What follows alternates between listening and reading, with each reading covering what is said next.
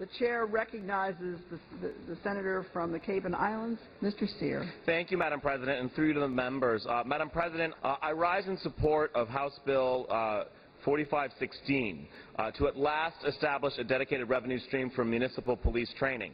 I'm thankful to you, Madam President, and to our Chair of Ways and Means, the gentle lady from Ashland, who have added this bill to our agenda today for its passage in the Senate yet again. This has long been a priority of the Massachusetts Senate. Actually, prior to me joining this body, this has been a priority. And many of my colleagues in this chamber here today were instrumental in getting this bill passed several times and getting it passed again today, including the gentle lady from Ashland, our minority leader, the senator from Belmont, the senator from Plymouth, the senator from Westport, the senator from Newburyport, the senator from Millbury, among many others. This will be the Senate's third vote on this matter since April, and thankfully third time's the charm. I'm hoping that given the action by the House previously on this bill, passage of House Bill 4516 today will send it to the governor for his consideration and hopefully for his signature. The Senate has long led on municipal police training. Under the guidance of our Chair of Ways and Means, the Senate funded this priority through our appropriations in the last two budgets, and it was the Senate who led the charge to use expected revenues from the recreational marijuana sales to support municipal police training, something we passed in criminal justice reform and fought successfully for in conference. Last year, the Massachusetts Chief of Police Association proposed this concept to fully fund municipal police training with a new $2 fee per rental car transaction in the Commonwealth. That's $2 whether you rent a rental car for a day or for a month. The amendment was first proposed by the gentleman from Belmont during last year's Senate budget debate, and then proposed again by myself this spring. And the bill would give municipal police training a dedicated funding stream. The bill would give municipal police training a dedicated funding stream akin to how we fund municipal fire training with an assessment on the homeowner's insurance policy. Municipal police training is not an area where our police departments, their chiefs, and our communities can afford financial uncertainty. Chiefs need predictable training every year, just like firefighters. As I mentioned, the Senate has championed municipal police training as a priority in our omnibus criminal justice reform bill, in several of our budgets. And I hear, and I think we hear our chiefs loud and clear that they need more predictable and dedicated, predictable and stable funding source for training. And so this dedicated funding stream will allow the Municipal Police Training Committee to provide critical services and expanded training, and including everything from field training, more sexual assault investigator training, first-line supervision and leadership training, training for school resource officers, training around fair and impartial policing, procedural justice, and training on implicit bias. And so when fully funded, this fund will provide ample resources that will reduce or perhaps altogether eliminate the cost that municipalities incur to recruit new recruits for their training. So effectively, this bill provides additional local aid to every city and town in the Commonwealth. Now going forward, this will fund up to $10 million a year for municipal police training. We ask so much of our police departments and the men and women who serve in blue. We can do our part today to recognize their sacrifice and service by providing a dedicated revenue stream so that they have the best available tools to keep our communities safe and prosperous. I want to thank, in closing, my colleagues in the Cape and Islands delegation for their support in getting this through, not only in the Senate, I mentioned the gentleman from Plymouth, but also my colleagues in the Cape and Islands delegation in the House, Representative Whalen, Representative Peake, Representative Crocker, and others. And lastly, I want to personally thank Frank Frederickson, the Chief of Police for the town of Yarmouth, for his dogged advocacy on this issue, and to the Massachusetts Chief of Police Association for their persistence and work. It's time for the Senate to lead once again on this important priority. I hope the bill is passed, and when it's done so, I ask that it be taken by a call of the yeas and nays. Thank you, Madam President. The senator from the Cape and the Islands has asked that when a vote is taken, it be taken by a call of the yeas and nays. Those members joining with him, please rise and be counted. The sufficient number of members having arisen, the yeas and nays will be ordered. The gentleman from Plymouth and Barnstable, the gentleman from Plymouth and Norfolk, Mr. O'Connor. Thank you, Madam President, and through you to the membership. I rise in support and offer my strongest support to the passage of an act relative to Municipal Police Training Fund. I think we all have seen that the job of a law enforcement officer over the past few years has become much more complicated and much more dangerous. On a daily basis, and especially during critical situations, our police officers are faced with heavy decisions that must be made in a fraction of a second, and all the while they're under the highest level of scrutiny. By providing a consistent and heightened funding source to the Municipal Police Training Fund, the Commonwealth of Massachusetts will be giving local police the tools they need to protect themselves and our communities. With a more secure fund, the Municipal Police Training Committee could offer training in necessary skills such as fair and impartial policing, procedural justice, and a reduction of implicit bias. In recent years, budget cuts have caused our communities to cut back on training services, which puts both our citizens and our police officers at risk. And those on the front lines, our chiefs, our officers, our superior officers, have been advocating for a permanent funding mechanism for years. These are our protectors.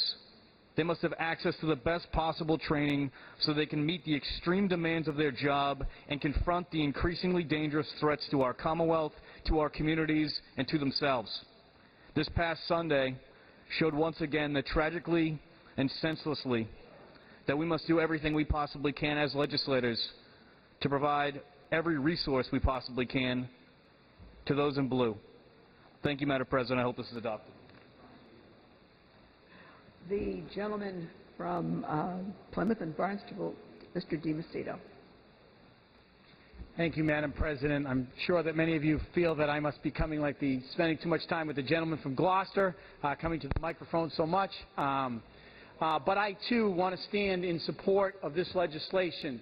And I want to thank all of my colleagues here who have stood with us to send this strong message to the men and women who serve the Commonwealth and are on the front lines every day.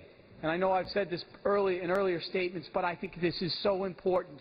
And I am so proud that we have now finally solidified, with now the House vote and the votes that we have taken in the past, to send this piece of legislation to the governor's desk so that it can become law, and we can let law enforcement know that we are going to give them every tool necessary to be able to protect us and themselves as they deal with more and more challenging issues each and every day. The job of law enforcement becomes more and more difficult every single day. And how does one deal with the challenges they are faced? And this municipal training will go a long way in putting them in a position that will give them the tools necessary to be safe and keep us safe. So as we all work together, I want to thank the gentleman from the Cape and Islands for spearheading this, the gentleman from Belmont, and all of our colleagues that have worked together and co-sponsored this piece of legislation. It is my belief that we have today, by closing out this bill and sending this over to the governor, made a strong statement in support of law enforcement and making sure that they will be in a much better position going on into the future and have a stable revenue stream. Thank you, Madam President. Speaker. I believe there's a speaker before you, sir. The speaker is the gentleman from 2nd Worcester, Mr. Moore, who is recognized. Thank you, Madam President. I just want to thank the Senator from the Cape and Islands for sponsoring this legislation. You know, the Senate has, over the last several years, taken the lead on this initiative, trying to support our local police. And I think, as has been mentioned, with all the tragedies that we have suffered in Massachusetts, and I should say the law enforcement community has suffered, I think this is a small act or gesture we can make in making sure that we provide them with the proper resources so that they are trained. These are the men and women who are protecting us and are going home to their families, and we have a responsibility to ensure that they have the proper resources to do their job. And so I want to thank everyone before this and hope that they will vote in support of this amendment. Thank you. This legislation. The gentleman from Middlesex and Worcester, Mr. Eldridge. Thank you, Madam President. I rise in support of this legislation. I want to congratulate and praise the gentleman for Truro for his leadership on filing this revenue source for the Municipal Police Training Committee. I want to thank the gentleman from Millbury, the Senate Chair of the Public Safety Committee, also for his persistent advocacy to making sure that our police officers are properly trained. One of the pieces of legislation that I filed at the beginning of this session that I'm very grateful to say was included in the criminal justice reform package required that when we're talking about training for police officers, that we're also talking about de-escalation training, and we're also talking about addressing cultural or racial bias. I think it's absolutely critical when we're talking about our law enforcement that there is certainly a lot of focus on some police officers and the nature of doing their jobs that are getting attacked, and we had an extreme tragedy this week. I think it is also important to acknowledge in the Senate chamber that there are many examples, and due to the presence of videotaping, it is becoming more and more known throughout this country that there are deeply disturbing actions by police officers targeting, more often than not, black drivers, black residents, black civilians, and other people of color. And we need to make sure that when we're talking about training police officers, that we're training them to, just like we all should, acknowledge those racial and cultural biases, making sure that that is being thought of when people are being pulled over for motor vehicle violations, when there's interaction with members of the community who are people of color, and also on the de-escalation front, making sure that police have a better understanding about how to de-escalate situations involving people who are mentally ill. There are many cases, very tragic, of people that because of their mental illness, a mother or father or loved one is calling the police and a tragedy results. Someone is getting shot and killed by the police. That is deeply disturbing. So we're talking about training of police officers is absolutely critical, and this is something that I will focus on as the Senate Chair of the Harm Reduction and Drug Law Reform Caucus, is making sure there's anti-racist cultural bias training and making sure there's de-escalation training to make sure that our law enforcement, both state police and local law enforcement, are serving all the residents of Massachusetts. Thank you, Madam President. I urge my colleagues to vote for this revenue mechanism to increase training for law enforcement across the Commonwealth of Massachusetts. Thank you. The chair recognizes the senator from 1st Essex and Middlesex, Mr. Cyr. Well, thank you, Madam President, and through the members. I know that the gentleman from Plymouth thought that perhaps I was spending a little bit too much time at the microphone today, but I would tell him that I will never stop coming to the microphone, as I know many of us will not, in support of the men and women who protect us every day in our police departments. And I want to thank the gentleman, the Titan from Truro, for this latest initiative on the part of the Senate to finally be able to provide adequate resources for something that should be basic and should never have been in question in the first place, and that is adequate funding for municipal police training. And this Senate has time and again made attempts to provide that adequate funding in a variety of ways and vehicles that the gentleman from Truro described from the Cape and the Islands just a little while ago. I will not recite them. But I will say that it has taken far too long for us to get to this point on something as basic as this. And I am thankful for the persistence of the Senate and for the bipartisan work that's been done to be able to get us at long last to this point. But I would also remind all of us, Madam President, that in the budget that left this Senate, there were a number of items to support people in our municipal police departments. And, Madam President, none of those made it through the conference process. I know that you were, because we didn't have much time to read the budget, I know that you were doing that just a little while ago, and you would confirm that because you were reading it on the rostrum because we were so pressed for time. I hope that you had a summary version of it because it's many pages, as you know.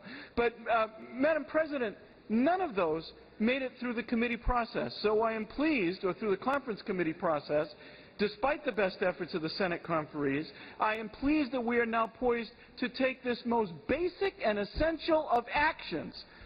But I would say this, Madam President, I hope that we will continue to show the same kind of persistence and focus and tireless, relentless effort to be able to pursue those other items as well.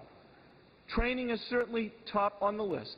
But there are other things that have been offered already in this body to be able to support the men and women of our police departments, and there will be those yet to come. And I would hope, Madam President, that even as we move forward today with this very important item that caps an effort that has gone on for far too many years, that we will remain committed to taking other actions that will ensure that the men and women who protect us every day in our police departments, and by extension, those of us who are protected by them, are as safe as possible. And, Madam President, those things include things such as ensuring that everyone who needs one has a ballistic vest. That we make sure that when there is the need for critical incident stress counseling, that it is allowed, and allowed in an effective way. That has been offered by the gentleman who has been such an advocate from Worcester County on that subject, and others. We need to continue to follow those things, and, Madam President, we also need to make sure that we have adequate sanctions and penalties for those that commit assault and battery on our police officers. And, Madam President, we also need to make very, very sure that our courts are clear that those who continue to pose a threat because of a demonstrated record of violence and violent offenses need to be treated properly and effectively so that they don't continue to present that threat every day among all of us. So, Madam President, this is an important vote. This is an important bill. I hope the bill is passed to be engrossed, but I hope that it also signals and codifies a commitment by all of us to continue to move forward with the other tools that remain available but as yet unacted upon by the legislature, if not by the Senate. Thank you, Madam President.